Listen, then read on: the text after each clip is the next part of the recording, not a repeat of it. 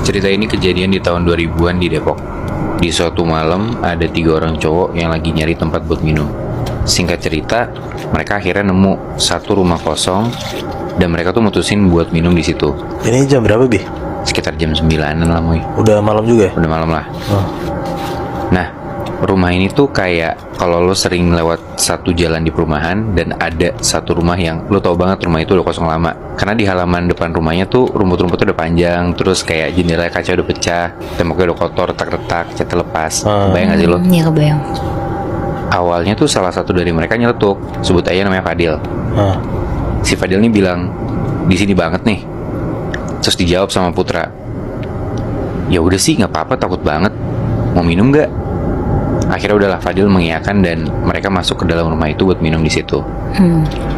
Udah tuh akhirnya mereka duduk di lantai, bakar rokok, langsung mulai minum. Nah, lagi ngobrol-ngobrol santai, tiba-tiba mereka ngedengar ada bunyi suara telepon kenceng banget, kayak kring, kayak suara telepon rumah gitu loh. Padahal harusnya kan kayak ya rumah kosong mana ada telepon gitu kan. Iya. Mereka bertiga denger tuh. Di situ tuh mereka lihat-lihatan kayak ya aneh banget tuh rumah kosong gitu kan. Di situ Fadil dan Coki tuh ngeliatin Putra seakan-akan kayak berharap Putra yang angkat teleponnya. Karena kan kayak ya tadi juga awalnya Putra kan yang ngajakin buat minum di situ kan. Dan akhirnya sambil kesel dan terpaksa ya udah Putra akhirnya berdiri dan dia jalan ke arah suara telepon rumah itu bunyi. Putra ngangkat teleponnya, dia diam dulu tuh sebentar. Tapi beberapa detik dia nunggu, dari seberang sana tuh nggak ada suara apa-apa. Karena kesel, si Putra langsung teriakin di telepon itu, "Salah sambung woi." Udah tuh dia tutup teleponnya dan balik ke teman-temannya. Putra udah sampai ke tempat teman-temannya, belum sempat Putra duduk, tiba-tiba teleponnya bunyi lagi. Dia balik lagi ke tempat teleponnya, dia angkat teleponnya, dan di situ karena udah kesel si Putra, dia langsung teriakin tuh di teleponnya, "Udah gue bilang salah sambung, rumah ini kosong." Tapi justru setelah Putra teriak kayak gitu, dari ujung telepon Putra dengar suara cewek nangis sesenggukan. Udah tuh dari situ mereka akhirnya lanjut minum dan ngabisin 3 botol. Dan di situ keadaannya mereka udah mulai mabok lah. Terus tiba-tiba si Fadil ngomong, "Hah? Lu ngomong apaan, Put?" Putra jawab, "Apaan sih, Dil? Gue ngomong apa-apaan? Baru juga 3 botol udah mabuk aja lu. Lu tambah lagi lah." Akhirnya Fadil dan Coki mau tuh buat beli botol lagi. Cuman di situ Coki ngide. Dia bilang kayak, "Gimana kalau gue tantang lo berdua buat cari barang paling aneh di rumah ini? Yang barangnya paling biasa aja kalah dan dia harus beliin dan bayarin botol berikutnya." Yaudah tuh akhirnya mereka semua sepakat. Dan akhirnya mereka nyebar buat nyari barang paling aneh yang ada di rumah kosong itu. Di situ si Fadil itu tuh dia nemu gelas yang masih bagus. Sedangkan si Putra di situ nemu jam tangan. Nah anehnya jam tangan ini masih jalan, masih muter. Nah terakhir si Coki itu nemu handycam. Nah di situ tuh si Putra nyeletuk, ya kalau handycam mah nggak mungkin nyala. Kalau masih nyala pasti nggak ditinggal dong. Karena kan kayak ya aneh juga kalau misalnya ada handycam gitu kan di rumah yang kosong. Akhirnya Coki dengan santainya iseng mencet tombol power dan ternyata handycamnya nyala. Masih nyala? Masih nyala, Moy. Mereka bertiga akhirnya ngeliatin handycam itu dan buka-buka file yang ada di dalamnya. Di situ mereka bertiga ngeliat ada video-video pas rumahnya masih bagus. Terus kayak ada video suami istri yang lagi ngerekam mereka lagi jalan-jalan, mereka lagi aktivitas segala macem. Sampai ada satu video yang nunjukin ruangan tempat mereka lagi berdiri sekarang. Video ini tuh dimulainya dengan ada seorang cewek yang mukanya tuh persis sama kayak di video-video sebelumnya. Di video itu tuh cewek yang jadi istrinya di video-video sebelumnya. Nah si istri ini, dia tuh di video itu duduk berlutut agak jauh dari handycamnya. Dan di situ kondisinya si cewek ini tuh seluruh badannya kayak udah basah gitu, Muy, Nat. Nah gak lama masuk si suaminya nih ke frame. Terus kayak dari frame tuh kelihatan si suaminya ini kayak minta maaf gitu ke istrinya. Dan setelah minta maaf itu, suaminya ini ngebakar korek kayu, dilempar ke istrinya dan seketika istrinya kebakar. Anjing. Oh jadi basah itu karena basah minyak. Iya. Jadi cerita kali ini tentang satu keluarga kecil Untuk orang tuanya kita sebut aja bapak sama ibu ya. Anaknya sebut aja namanya Yoga. Background keluarga ini tuh keluarga yang lumayan berkecukupan. Ditambah Yoga yang udah nikah sama istrinya, namanya Ira, belum kerja dan ngandelin duit bulanan dari bapak. Sampai akhirnya setelah setahun Yoga menikah sama Ira, bapaknya tuh meninggal. Berbulan-bulan Yoga sama Ira bertahan di rumah ibu tuh udah gak mau kasih uang sepeser pun buat Yoga sama Ira. Di situ Yoga tuh gak terima banget. Akhirnya Yoga sama Ira tuh milih buat pakai jalur pintas. Mereka ke dukun untuk minta kekayaan secara instan. Tapi gak berhenti di situ aja. Mereka minta kalau bisa ibu tuh diganggu aja sama dalam tanda kutip jin kiriman dari dukun itu. Beberapa hari kemudian setelah pulang dari dukun itu, Yoga sama Ira tuh jadi sering keluar rumah. Bukan karena kerja Bi, tapi shopping. Malamnya sekitar jam 7, ibu sholat lah, nangis-nangis. Dia tuh sedih karena Yoga berubah. Selesai sholat, ibu tuh nyoba buat tidur. Pas udah ketiduran, ibu kan tidurnya posisinya terlentang.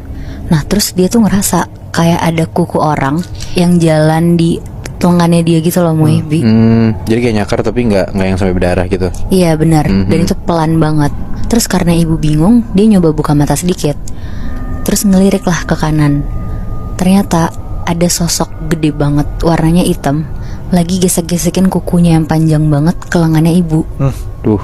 Di situ ibu kaget banget dan langsung merem. Terus balik badan ngebelakangin si sosok itu. Tapi tiba-tiba ibu tuh denger kayak ada suara dari jendela kamarnya. Suaranya tuh kedengarannya kayak ranting pohon yang kena ke jendela gitu Bi. Karena posisinya pas banget di hari itu tuh lagi hujan deras dan anginnya tuh juga kenceng. Akhirnya ibu mau ngecek lah. Dia jalan, nyalain lampu kamarnya. Terus akhirnya ibu bukalah hordengnya. Dia buka hordengnya pelan-pelan ke arah kanan. Pas udah kebuka, ibu kaget banget. Ada sosok hitam gede yang tadi lagi gesek-gesekin kukunya yang panjang banget ke jendela kamar ibu. Set, tatap-tatapan berarti tuh. Tatap-tatapan Wow. Akhirnya ibu langsung nutup hordengnya lah kenceng sambil teriak astagfirullah. Tiba-tiba lampu rumah tuh mati semuanya. Ibu merinding, terus dia takut banget. Dia langsung bacalah surat-surat pendek sambil berusaha nyari lilin di sekitar rumahnya. Pas ketemu lilinnya, ibu nyalain. Ibu duduk di meja makan sambil berdoa. Ibu gak berhenti zikir sama istighfar. Pas ibu lagi istighfar, astagfirullahaladzim berkali-kali, tiba-tiba dari arah belakang tuh ada suara perempuan. Astagfirullah, astagfirullah, astagfirullah. Gue merinding banget lagi.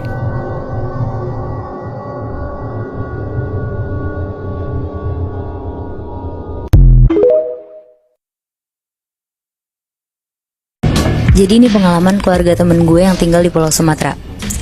Jadi sekitar tahun 2017, waktu temen gue namanya Mira pulang kampung bareng kakak perempuannya. Di situ tuh dia baru tahu hal-hal yang selama ini dia nggak pernah tahu sebelumnya. Jadi keluarganya dia itu tinggal emang di desa-desa pedalaman Sumatera. Nah pas dia pulang ke sana, Mira tinggal di rumah tantenya bareng sama om, tante, dan kakaknya Mira. Semuanya baik-baik aja sampai di hari kelima Mira tinggal di sana. Tantenya Mira tuh kayak lebih sering ngobrol sama kakaknya Mira, dan ngobrolnya tuh kayak serius banget. Awalnya Mira gak mau ikut campur urusan mereka, soalnya jarak umur mereka tuh emang lumayan jauh juga. Kakaknya umur 28, tantenya umur 39 tahun. Selama di kampungnya Mira tuh dia cuma di rumah doang, karena lokasinya tuh di pedalaman. Terus dia tuh bingung mau kemana, mau ngapain. Paling dia cuma di rumah nonton TV, main HP. Sampai akhirnya pas malam-malam Mira yang tidur sendiri tuh denger ada suara gaduh dari kamar tantenya. Karena penasaran, Mira jalan ke kamar kakaknya. Dia ngetok pintu kamar kakaknya, terus masuk. Pas masuk, ternyata kakaknya tuh udah tidur. Dibangunin lah sama Mira. Karina bangun kak. Mira denger ada suara di kamar tante, kayak jerit-jerit gitu. Oh gaduh itu sampai jerit-jeritan kayak gitu. Iya bener Pas kakaknya bangun tuh suara itu udah gak ada. Udah hening. Terus karena Mira juga ngeri, jadi kakaknya nyuruh Mira tidur sama kakaknya aja di kamar kakaknya. Besok paginya Mira tuh nanya ke tantenya, Tante Asri, tante kenapa semalam teriak-teriak Tan? Tapi anehnya ya, Tante Asri tuh gak tahu. Bahkan bilang ke Mira kalau dia tuh semalam tidur pules banget karena abis video call sama suaminya. Nah kebetulan tuh suaminya emang lagi keluar kota lah seminggu. Akhirnya Mira gak mikirin itu. Siangnya tuh Mira diajak sama Tante Asri jalan-jalan keliling desa. Mira seneng banget karena akhirnya dia tuh keluar rumah dan ngeliat sekitar kan. Kayak ke pasar, ke pedagang-pedagang. Tapi semua laki-laki tuh pada ngeliatin Tante Asri ini. ngeliatnya kayak yang kagum, suka gitu. Padahal ya Tante Asri tuh hitungannya biasa aja gitu mukanya. Ya nggak cantik-cantik amat gitu. Iya benar Bi. Oke. Dan Tante Asri kan juga udah nikah. Tapi semua orang bukan yang ngeliat ke Mira atau kakaknya yang masih gadis dan cantik, malah ngeliat ke Tante Asri. Sampai kayak ada beberapa orang yang godain Tante Asri. Terus pas udah pulang ke rumah pun Mira tuh kayak bertanya-tanya ke kakaknya, kenapa Tante Asri sebegitu disukain sama orang-orang tadi di sana. Kakaknya tuh cuma senyum-senyum aja, tapi ya tetap nggak ngejawab pertanyaan si Mira ini. Akhirnya pas udah malam, Mira tidur lagi di kamar kakaknya karena dia takut dengar hal-hal aneh lagi kan. Pas udah mau tidur, lagi-lagi Mira tuh denger suara. Dan kali ini tuh bukan suara orang jerit-jerit lagi, tapi kayak suara gamelan gitu. Malam-malam tuh. Malam-malam Bi. Oh. Karina pun ngedenger juga kali ini. Tapi bukannya panik, Karina malah langsung lari menuju kamar Tante Asri. Ya anjing. Nah kebetulan pintu kamarnya Tante Asri itu juga gak dikunci. Karina langsung masuk ke dalam kamar. Terus Mira ngikut dari belakang. Pas Mira ngeliat, Mira tuh kaget banget ngeliat tantenya tuh lagi nari-nari Bi. Mira juga gak tahu itu tuh tarian apa. Tapi karena ada bunyi gamelan, Mira yakin kalau itu tuh tarian Jawa. Malam-malam. Malam-malam Wih. Hah? Nah pas lagi nari itu tuh matanya Tante Asri tuh melotot ngeliatin Karina. Di situ Karina langsung nyamperin Tante Asri, dia pegang badannya, dibacain doa dan langsung ditidurin di kasurnya. Pokoknya malam itu tuh mereka tidur bertiga di kamar Tante Asri buat ngejagain si Tante Asri ini. Paginya Mira tuh langsung nanya lah ke Karina, kalau Tante Asri tuh sebenarnya tuh kenapa sih? Tapi kali ini Karina langsung jawab, kalau sebenarnya Tante Asri tuh dicurigain pakai susuk. Oke. Nah akhirnya Karina ngobrol berdua sama Tante Asri buat mastiin itu. Karena ternyata obrolan mereka beberapa hari lalu itu tuh Tante Asri curhat kalau malam-malam dia tuh selalu ketindihan. Bahkan dia juga suka pingsan tiba-tiba setiap mau tidur. Nah ternyata Karina tuh baru jujur ke Mira kalau sebenarnya dia tuh bisa ngebantu ngusir-ngusir makhluk yang nempel di badan manusia gitu. Makanya si Karina ini sama Mira itu ke kampung karena ada alasan itu. Iya bisa jadi kayak gitu juga sih Bi. Kejadian ini dialamin sama satu cewek, kita sebut aja namanya Fanny. Fanny ini abis dinas dari luar kota. Begitu balik ke Jakarta, dia harus karantina karena lagi COVID. Ini tuh kejadiannya waktu awal-awal kita selesai lockdown. Jadinya masih harus karantina. Oke. Berarti masih baru juga ya? Ya sekitar tahun 2020 lah. Oke. Terus? Dia nginep di hotel. Hotelnya ini di daerah Cikini. Nama hotelnya?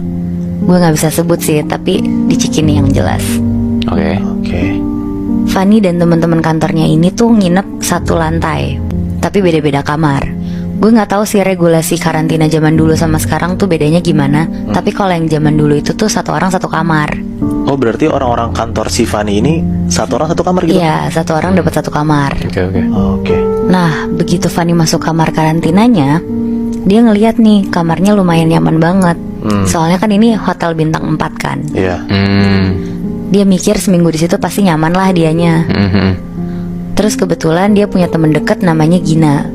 Oke. Gina ini juga karantina di kamar sebelahnya si Fanny. Oke.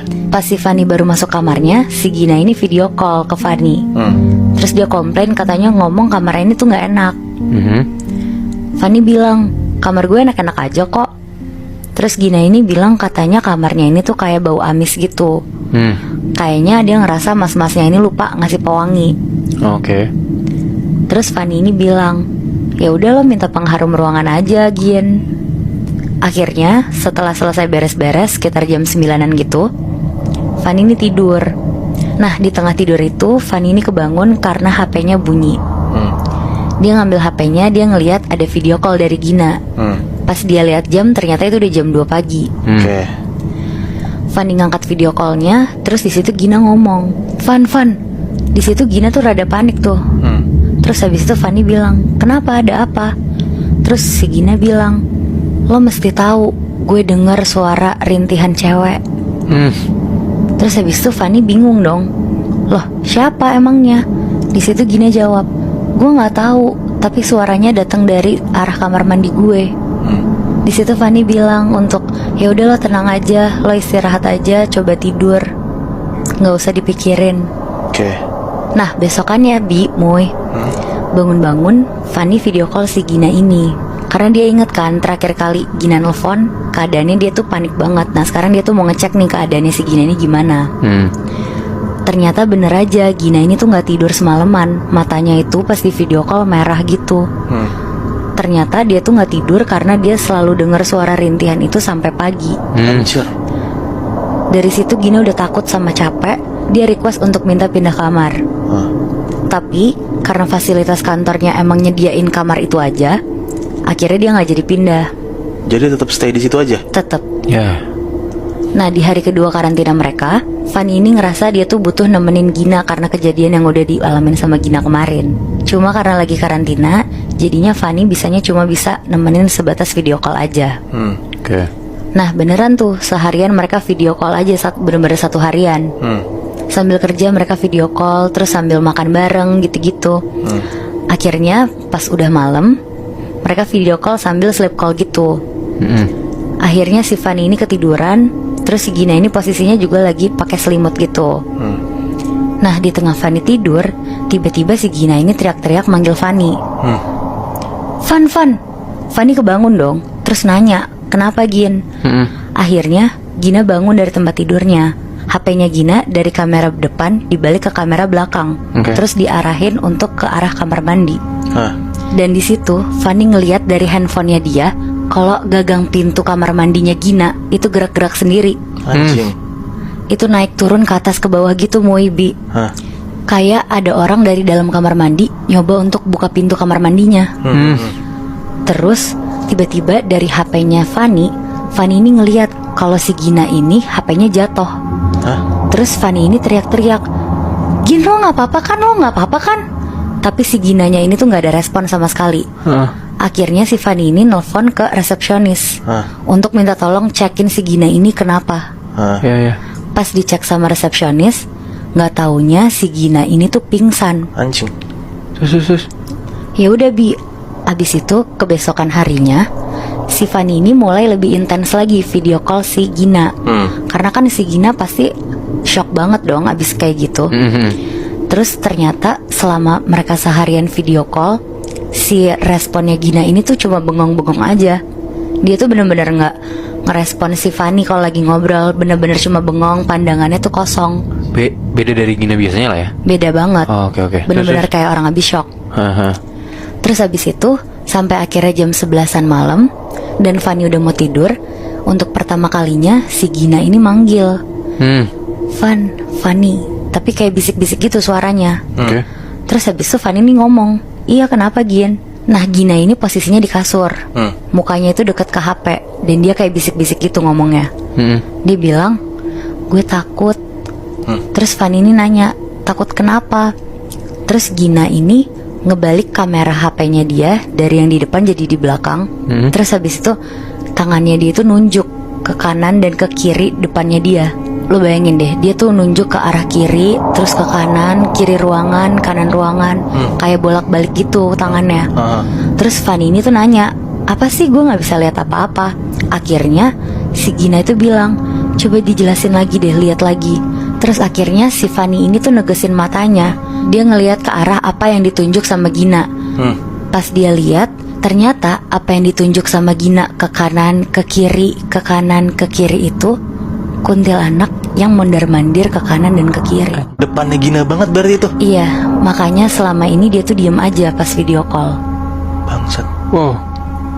Nah besokannya, setelah kejadian itu, Fanny sama Gina nyari orang pintar. Kebetulan ada orang kantornya yang kenal sama orang pintar. Karena mereka karantina baru 3 hari, jadi untuk sampai hari ke-7 masih lama banget kan. Iya. Makanya akhirnya mereka mutusin untuk manggil orang pintar ini.